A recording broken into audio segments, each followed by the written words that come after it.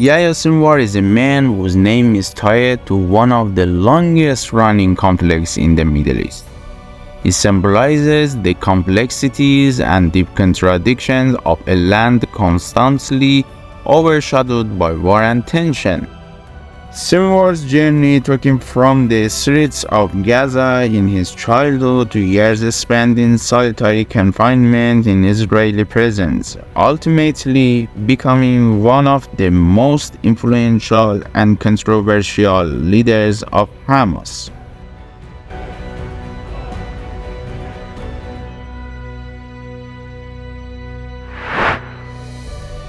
So, who was Yahya Sinwar, and how did he transition from an ordinary prisoner to the leader of Hamas? What role did he play in strengthening Hamas's military wing and strategizing multiple wars against Israel? Why is he seen as a key figure in shaping the future of Palestine and Israel?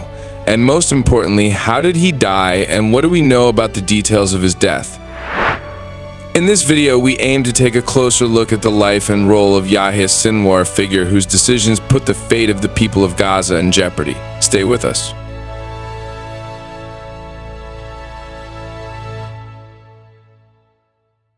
First, let's explore where Yahya Sinwar comes from and where he was born. Yahya Ibrahim Hassan Sinwar was born October 29th, 1962, to parents who were refugees from the 1948 Arab-Israeli War in Ashkelon. In the early 1980s, he entered the Islamic University of Gaza to study Arabic, a move that significantly shaped his charismatic personality. Israel first arrested Sinwar when he was just 20 years old and detained him again in 1985. During this time, he earned the trust of Sheikh Ahmed Yassin, the founder of Hamas, and got closer to the political group after its formation.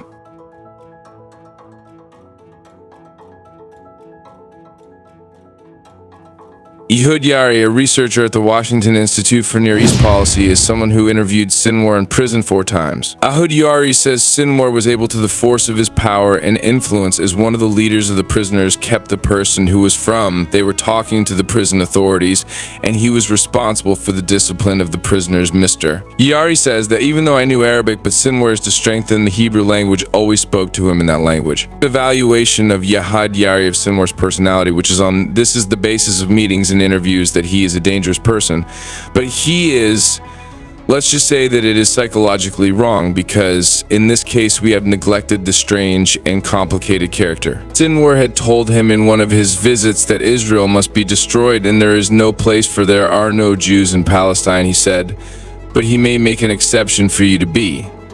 Sinwar spent more than 22 years in Israeli jails from 1988 to 2011. During his time in prison, he devoted much of his time to reading Israeli newspapers and various books, learning Hebrew in the process.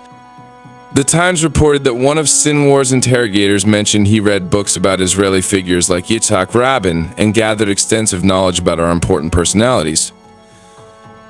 The Israeli government described him in a report as violent, authoritative, influential, and possessing unusual abilities to endure hardship and deceit, and noted that he was tight-lipped about secrets. But if Sinwar received 4 life sentences, how did he end up back in Gaza? An Israeli soldier named Gilad Shalit was held captive by Hamas for 5 years. Sinwar's brother, one of the military commanders of the group, had abducted the soldier. During a ceasefire in 2011, in a prisoner swap between Israel and Hamas, 1,027 Palestinian prisoners were released in exchange for this single Israeli soldier, and Yahya Sinwar was among those freed. In April 2012, just months after his release, Sinwar became a member of Hamas's political bureau in the Gaza Strip. He utilized his experience as a leader in Israeli prisons, gathering his former fellow inmates around him, and gradually became well known within Hamas forces. He urged Hamas militants to take Israeli hostages by any means necessary, because he had experienced firsthand that Israel was willing to exchange thousands of Palestinians, even someone like himself, for one soldier. This way they could secure significant advantages and have the upper hand. This approach and these actions led the U.S. to add Sinwar to its list of global terrorists in 2015. Months after he took control of Hamas, the movement reached a reconciliation agreement with the Palestinian Authority, and for the first time since 2007, control over Gaza was briefly handed back to the Authority. Relations with Egypt also improved. with the country easing its restrictions at the Gaza border, while Sinwar established connections with Iran and gained the Islamic Republic's support. In 2022, during a gathering marking Hamas's founding anniversary, Yahya Sinwar urged his followers that if Israel failed to reach an agreement for the release of Palestinian prisoners, they should be ready for an uprising like a storm to defend Al-Aqsa Mosque.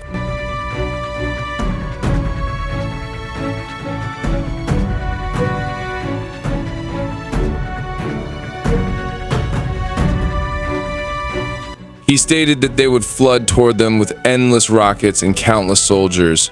Had he been hinting at the upcoming Al-Aqsa storm operation from that time? After the October 7th operation, Israeli security agencies identified him as the planner and executor of the operation, placing him at the top of their wanted list. The Financial Times reported that misjudging Sinwar's character led to one of the largest intelligence failures in Israeli history. Many believe that releasing Sinwar during the prisoner swap was a grave mistake for Israel, as analysts view him as the main link between Hamas's political office and its military wing, the Izz ad-Din al-Qassam brigades, which was responsible for the October attacks in southern Israel. A week after the October 7th attacks, an Israeli army spokesperson described Sinwar as the embodiment of evil, stating that he and his entire group were under their surveillance and that they would soon capture him. Ultimately, after Ismail Haniyeh was killed in Tehran on July 31st, 2024, Hamas introduced Yahya Sinwar as its new overall leader, and from that day, the search for him intensified. Israel combed through all Hamas tunnels in pursuit of capturing or killing him, but found no trace. Since October 7th, 2023, he has not been seen anywhere. According to Hamas sources, during the unsuccessful negotiations for a ceasefire in Gaza and the release of hostages led by Qatar and Egypt, Yahya Sinwar was the sole decision-maker, and negotiators had to wait days for responses to be relayed through a secret chain of messengers. There are quotes indicating that the issue of hostages and prisoner exchanges was of great significance to Sinwar, who promised to free all Palestinian prisoners in Israel. However, his fate took a different turn. On Thursday, October 17, 2024, Israel's foreign minister confirmed the death of Yahya Sinwar in an Israeli military operation. Israel stated that the day before, a unit of its army was patrolling the Tal al-Sultan neighborhood in Rafah when they encountered 3 militants. After an exchange of gunfire, all 3 were killed. According to the army, nothing alerted the soldiers at that time, and they left the area only to return the next day to investigate the site of the confrontation. There, they found the bodies of the deceased militants and noted that one of the corpses bore a striking resemblance to Yahya Sinwar. Due to the presence of booby traps, they did not move the bodies, but instead cut off a piece of a finger from the one resembling Sinwar and sent it to Israel for identification. Later that day, his body was transferred to Israel. An Israeli army spokesperson stated that their forces were unaware of Yahya Sinwar's presence in that area and were merely carrying out their routine operations. The troops MKith identified 3 militants and followed them house to house, leading to an exchange of gunfire before retreating from the area. The man, later identified as Sinwar, entered a building alone, and after being located by a drone, he was killed by a tank shell.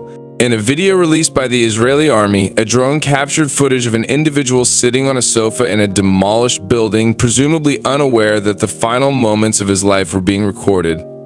Moments later, a tank shell was fired, and that was it.